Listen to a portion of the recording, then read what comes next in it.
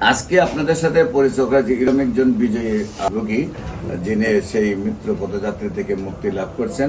আপনারা জানেন ক্যান্সার হলে তার প্রচন্ড ব্যথা থাকে, সবসময় ব্যথা থাকে, ব্যথার যন্ত্রণায় কাতর।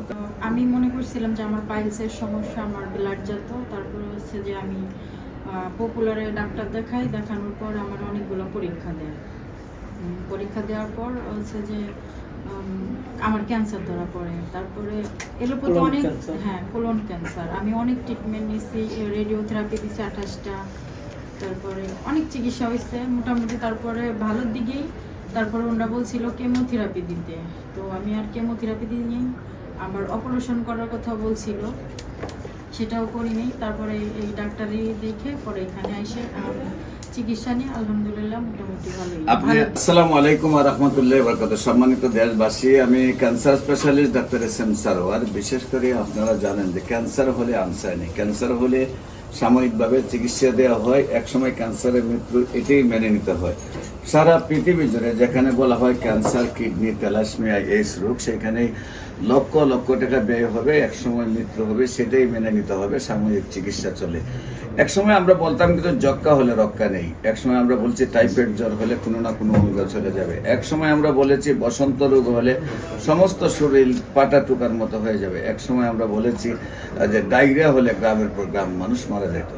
আজ কিন্তু সেগুলোর কোনো ভিত্তি নেই। এখন রয়েছে ক্যান্সার, কিডনি, থ্যালাসেমিয়া এবং এইডস রোগ। এই 4টা রোগে মানুষের মৃত্যু হয়। আমরা বলি এই 4টা রোগও আমরা আল্লাহর অশেষ রহমতে বিজয় লাভ করেছি। হাজার হাজার রোগী সুস্থ আছে এবং বিশেষ করে ক্যান্সার গবেষক অধ্যক্ষ ডাক্তার এস.এম. সারোয়ার চার্জ করলে আপনারা কয়েক হাজার ক্যান্সার রোগীর সাক্ষাৎকার পাবেন, কিডনি রোগীর সাক্ষাৎকার পাবেন যারা সুন্দরভাবে সুস্থ হয়েছে। বিশেষ করে আজকে আপনাদের সাথে পরিচয় করা যে এরকম একজন বিজয়ী রোগী যিনি সেই মৃত্যু পদযাত্রী থেকে মুক্তি লাভ করছেন। আপনারা জানেন ক্যান্সার হলে তার প্রচন্ড ব্যথা থাকে, সবসময় ব্যথা থাকে, ব্যথার যন্ত্রণায় কাতর থাকে। আমরা বলি নিয়মিত 4 মাস ওষুধ খাইলে সম্পূর্ণ সুস্থ হয় এবং আল্লাহর অশেষ রহমতে রোগী নিজেকে সুস্থ মনে করছেন। আমরা তার সাথে সাক্ষাৎকারে যাচ্ছি এবং আপনাদের সামনে পরিচয় করে দিচ্ছি উনি কিভাবে চিকিৎসা শুরু করেছিলেন এবং কিভাবে কোথায় চিকিৎসা করেছেন, কি নিয়ে ডাক্তারের কাছে গিয়েছিলেন এবং কিভাবে সুস্থ হয়েছেন। আপনার নাম? ডালিয়া। তো আপনি প্রথম ডাক্তারের কাছে কেন গিয়েছিলেন এবং উনি তো আপনার হলো হাজবেন্ড। আপনার দুজনের কাছ থেকে আমরা জানতে চাই যে আপনি প্রথম কিসের জন্য ডাক্তারের কাছে গেলেন এবং টেস্টগুলো দেওয়ার পরে কি কি চিকিৎসাগুলো করছেন এবং আপনারা এখন শারীরিক অবস্থায় কিভাবে আছেন একটু দেশবাসীর উদ্দেশ্যে। প্রথমে আমি মনে করছিলাম যে আমার পাইলসের সমস্যা, আমার ব্লাড যেত। তারপরে হচ্ছে যে আমি পপুলারে ডাক্তার দেখানোর পর আমার অনেকগুলো পরীক্ষা দেয়।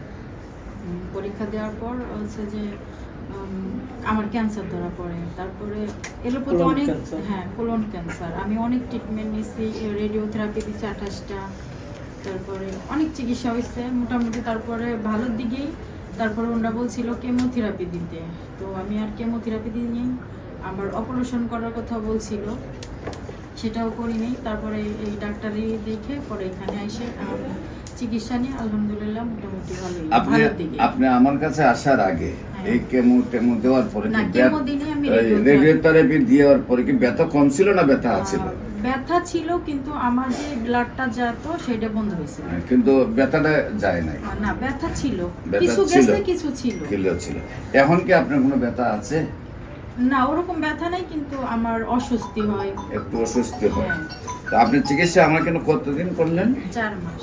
নিয়মিত 4 মাস করছেন, এখন ব্যথা নেই?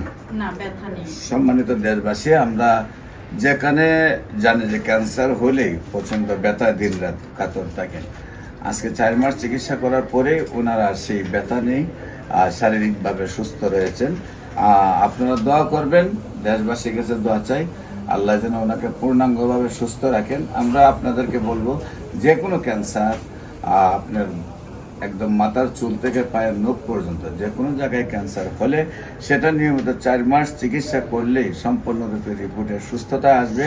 আপনাদের সবাইকে আমাদের অফিস ভিজিট করার জন্য আমন্ত্রণ জানাচ্ছি। বিশেষ করে যারা বিভিন্ন সামাজিক সংগঠন এবং রাজনৈতিক সংগঠনের দায়িত্বে আছেন, সমাজপতিরা আছেন, তাদেরকে বলবো যে আপনাদেরকে সহযোদ্ধা হিসাবে নিয়ে আমরা দেশকে গড়তে চাই। আপনারা আমাদের অফিস ভিজিট করলে যে কোনো সময় ক্যান্সার রোগী দেখবেন যে আল্লাহ রহমতে তাদের রিপোর্ট সহ ঠিকানা সহ বাংলাদেশ, ইন্ডিয়া, সিঙ্গাপুর চিকিৎসা করে সুস্থ হচ্ছে না, আল্লাহর অশেষ রহমতে আমাদের চিকিৎসা সুন্দরভাবে সুস্থ হচ্ছে, সেই প্রমাণটুকু আপনারা পাবেন। এছাড়াও আপনার ইউটিউবে ক্যান্সার গবেষক ডাক্তার এস এম সারোয়ার লিখলেই আপনারা দেখবেন যে হাজার হাজার ক্যান্সার রোগী যারা 4টা-5টা অপারেশন হয়েছে এবং সুস্থ হয় না, তারপর আমার চিকিৎসা সুস্থ হয়েছে। সাধারণত উদাহরণস্বরূপ আপনাদের সবার সুপরিচিত জাতীয় সাংবাদিক সংস্থার কেন্দ্রীয় দপ্তর সম্পাদক হেলাল সাহেব, যিনি 2টা টেলিভিশন এবং 2টা পত্রিকার দায়িত্বে আছেন, ওনার ক্যান্সার হওয়ার পরে একদম পুরা গলাটা, কানের এক লতি থেকে আরেক লতি